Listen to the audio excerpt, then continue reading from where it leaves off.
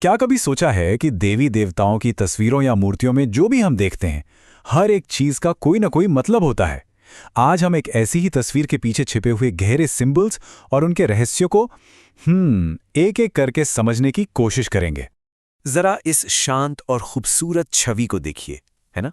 इसे देखकर मन में एक अजीब सी जिज्ञासा पैदा होती है, एक ठहराव महसूस होता है।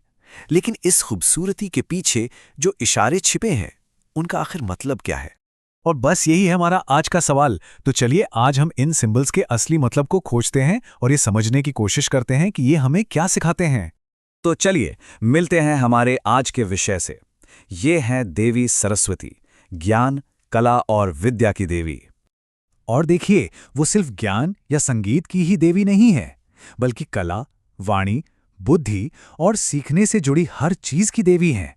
और उनका यही जो रूप है ना, वही उन्हें इतना खास बनाता है।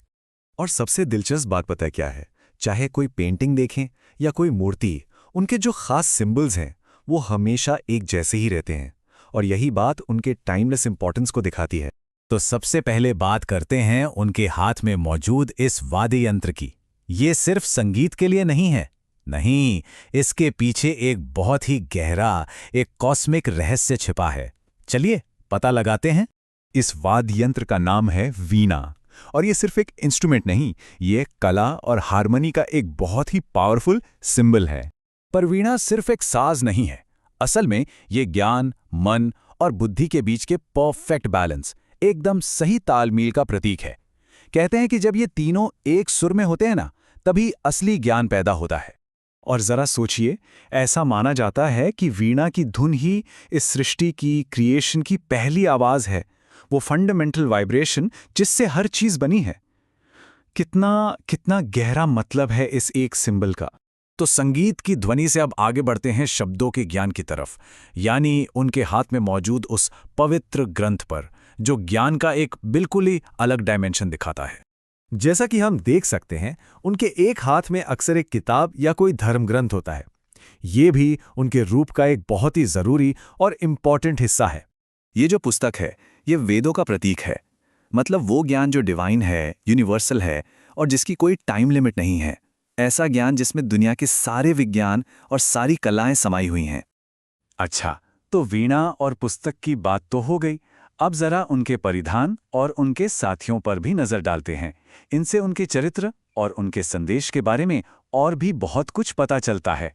अक्सर उनके साथ एक हंस दिखाया जाता है। हंस विवेक का प्रतीक है, मतलब सही और गलत में फर्क करने की क्षमता। लेकिन हाँ, कभी-कभी मोर भी दिखाई देता है, जो दुनियावी खूबसूरती को दिखाता है। अब सवाल यह है कि ये दो इतने अलग-अलग जीव एक साथ क्यों? इसके पीछे भी एक बहुत गहरा दर्शन छिपा हुआ है। और एक और चीज देखिए, वो अक्सर एक सफेद कमल पर बैठी होती हैं। ये कमल क्या दिखाता है? ये दिखाता है कि कीचड़ भरी दुनिया में रहते हुए भी उससे ऊपर उठकर परम ज्ञान पाया जा सकता है। पवित्रता और वैराग्य को इससे खूबसूरती से और कैसे दिखाया जा सकता है ना? तो संक्षेप में देखें तो ये सारे सिंबल्स मिलकर पवित्रता और ट्रांसेंडेंस का एक ही संदेश देते हैं। जैसे सफेद साड़ी, पवित्रता और अज्ञान को छोड़ने का प्रतीक।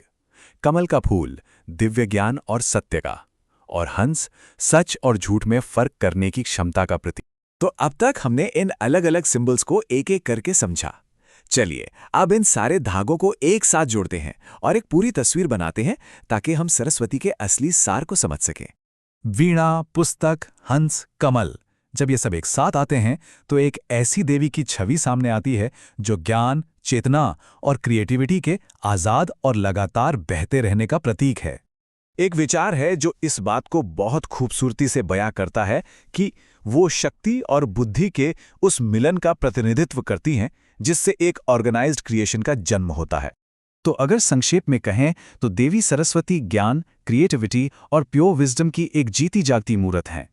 वो एक ऐसी प्रेरणा है जो हमें हमेशा कुछ नया सीखने और कुछ नया रचने के लिए इंस्पायर करती हैं। देखिए, ये सदियों पुराने सिंबल्स आज भी उतने ही रेलेवेंट हैं। और ये हमें एक बहुत ज़रूरी सवाल के साथ छोड़ जाते हैं कि हम सब अपनी अपनी ज़िंदगी में, अपनी दुनिया में ज्ञान को, कला को और विवेक को कहाँ और कैसे ढूंढते हैं। ये एक ऐसा सवाल है जिस पर सच में सोचना बनता है।